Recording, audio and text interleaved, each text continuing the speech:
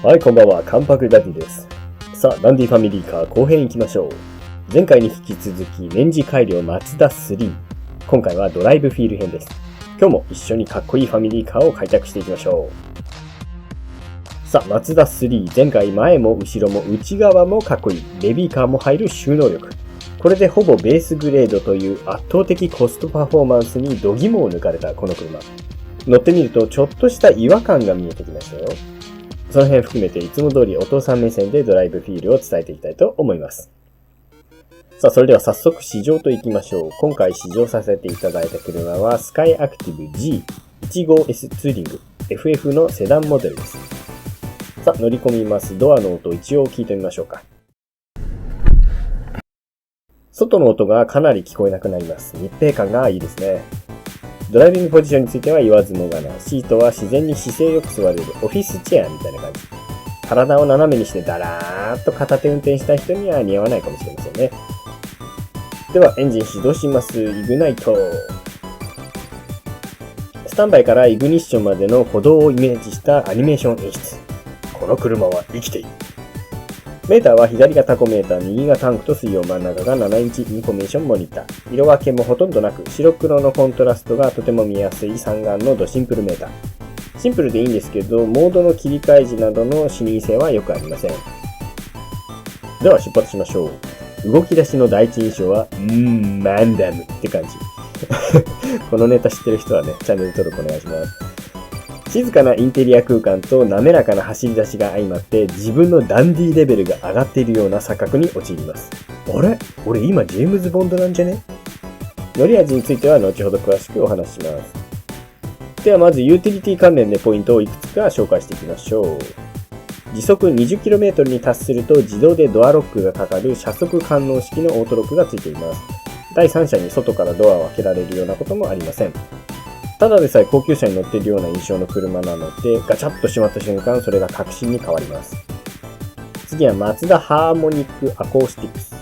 このマツダ3から採用された8個のスピーカー音響システム。マツダさんには音響のスペシャリスト集団もいるようですね。音に関わる項目をすべて突き詰めてスピーカーレイアウトがされています。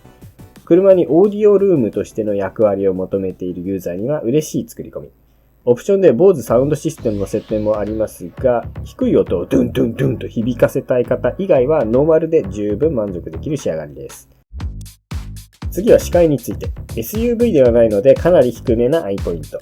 ミニバンや軽に慣れていた人には衝撃かも。またノーズが長いので初心者でも取り回しがすごくいいとは言えません。ほぼベースグレードのこのモデルにもフロントガラス下部にはカラーヘッドアップディスプレイが装備されています。エコレベルなんてどうでもいい。必要な情報のみくっきりと表示されています。コンソール中央にある 8.8 インチのマツダコネクトワイドモニター、お手頃な SD カード並みが設定できます。ご想像の通りこの画面、上下が狭いので少しナビは見にくいかもしれません。まあ慣れればって感じですかね。ステアリングの握り心地は女性のお手手でも扱いやすいちょうどいい太さ。手触りはサラサラした本革巻きです。レバーをちょんと操作すると3回ウインカーが点灯する3フラッシュウインカー設定もあります。個人的にはあと 1,2 回欲しいところ。ステアフィールは相変わらず滑らかでスムーズ。目線の先へ思い通りのコントロールができる感覚です。ただステア技術もどんどん進化しており、他メーカーの最新車種のステア方式と比べると少し重さを感じるようになってきました。2019年の頃はこのステアでもね、軽くて驚きだったんですけどね。この試乗車は FF モデルですが直線安定性がとてもいいです。味付けはもう全車種に似ていますね。無意識のハンドル微調整がほとんどありません。アクセル、ブレーキレスポンスは微調整がしやすい素直なもの。人馬一体感。シフトショックもなくエンジンサウンドも心地よいです。このグレードは 1.5 リッターですが、急加速を望むユーザーや山道をよく走るユーザーでなければ十分なパワー感です。余裕のあるアクセルワークができる人はこれでいいでしょう。まあでも確かにパンチは弱いですね。続いて乗り味について。この価格帯にしては信じられないゆったりと上質な乗り心地。年次改良により路面のザラザラ感は角を丸めたような印象になった気がします。ではありますが、わずかながら硬くなった印象。どちらかというとスポーティー寄りになった感じですね。ファストバックユーザーには嬉しい組み合わせかもしれませんが、セダンにラグジュアリー感を求めるユーザーには少し違和感を感じる味付けとなった気がします。もちろんタイヤのトルク、回転具合を微調整することで車体の揺れを制御してくれる G ベクタリングコントロール GVC プラスがありますので、速度が乗り出すとものすごいフラット感がありますが、逆に低速走行時は段差の突き上げ感がやはり目立ちます。ゆっくり砂利道を走るようなシーンは苦手かもしれません。ここでちょっと振ってみました。比較的軽い 1.5 リッターエンジンらしくスイスイと頭の入る軽やかさが楽しいです。また GVC プラスのおかげで急なハンドリングでもすごく安心感がありますし、足回りも相まって気持ちのいいコーナリングが可能になりました。さらに加えてセダンならではの低重心、リアの高い剛性感と重量がありますので、ぐっとした踏ん張り感があります。これが私がセダンをお勧めする理由の2つ目。じゃあファストバックの方は踏ん張りが効かないのかと思われるかもしれませんが、このマツダ3については実はそうでもありません。ファストバックモデルは後ろから見ると雪見大福みたいなまん丸ですよね。これが四角いシルエットだったらセダンの方がいいよって言うんですが、この構造ならリア剛性もそんなに悪くありません。ほら、アーチ形状の橋は丈夫だって聞いたことあるでしょ？そういうことです。しかも特徴的な C ピラーはゴン太。重量以外にはボロクソに言うほど不足はないんですよね。ややこしいですね。セダンもファストもどっちもいいやってことです。一般的にサスペンションやダンパーについてはラグジュアリーな乗り心地とスポーティーな性能はトレードオフ関係にあります。このため今のマツダさんには世界観のミスマッチが生まれ始めているような気がします。あまり目立ってはいませんが、松田さんは GVC による制振技術や AWD によるトルク制御っていうのはものすごい技術を持っていますので、あとは味付けのバランスだけですね。この違和感を解消するためにも、後に発表される次期マツダ6には電子制御ダンパーあたりが採用されるのではないでしょうか。やっぱコーラはペプシだな。はい、次は静粛性について。ドアを閉めた瞬間にわかりますが、室内の遮音性はめちゃくちゃいいです。中速域に入るとロードノイズが少し目立ってくる感じはありますが、トランクがあるのでリアのノイズは抑えられています。セダンをおすすめする理由の3つ目。また最近のマツダさんにしてはエンジン音が少し入ってくるかも。いいサウンドなのでドライバーにとっては嬉しいかもしれませんが、ラグジュアリー感を出すんであればあと一歩。セダンに求める世界観で見るとって意味なので、この価格帯では十分に静かです。ご家族の安全のため安全装備についても確認しておきましょう。安全運転を支援するシステム iActiveSense。360度に目を配りドライバーを支援してくれます。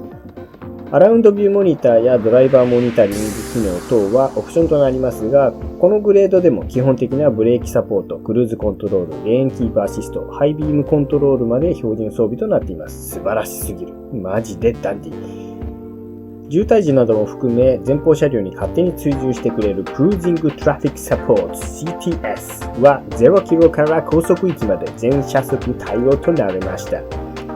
ただこのグレードにはオプションでも設定はできません。でもそんなに落ち込まないでください。全車速対応のレーダークルーズコントロールがついてますからね。特段困りません。アラウンドおよびバックモニター表示はめちゃ高解像度でクリアに確認できます。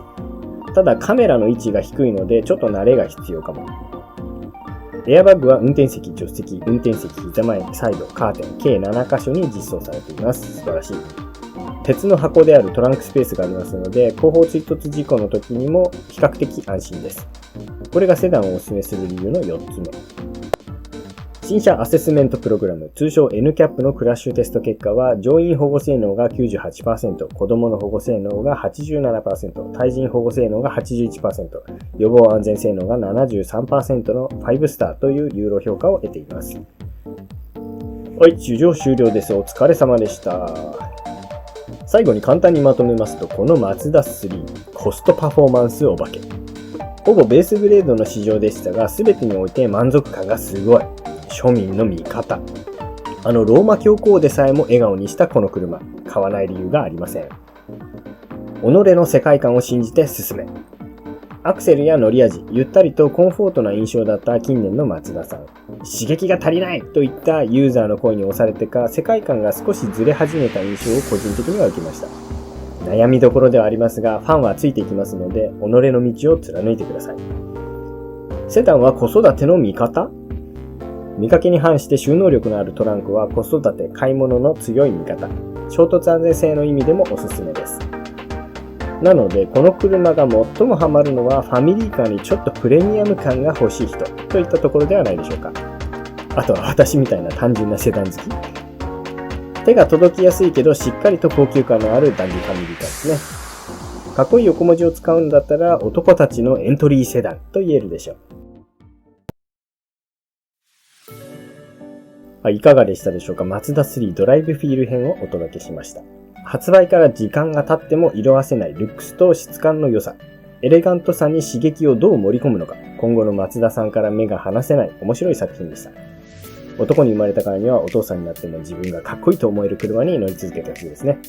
このチャンネルではカーレビューと子育てに関連する情報を配信しております。子育てパパママを応援するため Twitter や Web ラジオもやっていますので、ぜひ応援よろしくお願いいたします。